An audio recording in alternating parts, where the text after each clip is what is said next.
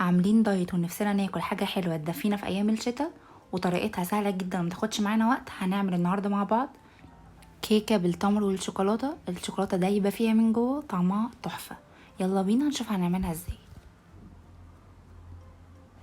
أول حاجة هنجيب بيضة وعليهم معلقة صغيرة من الفانيليا، وعليهم معلقتين كبار من دقيق قمح كامل أو دقيق الشوفان، وعليهم معلقة كبيرة من الكاكاو الخام، ومعلقة كبيرة من معجون التمر، ونص معلقة صغيرة من البيكنج باودر، وعليهم معلقة صغيرة من الزيت، ومعلقتين كبار من الحليب. هنقلب المكونات مع بعض لحد ما توصل بالقوام ده.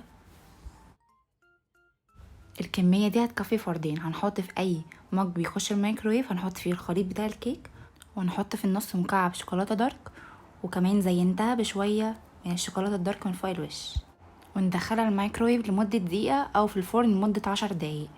ده بيبقى شكلها في الاخر بجد شكلها تحفة، غير ريحتها كمان تمر مع شوكولاتة، طعمها تحفة.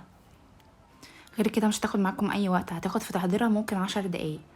طعمها حلو قوي، متأكدة ان هي هتعجبكم. ولو عجبتكم الوصفة قولي رأيكم.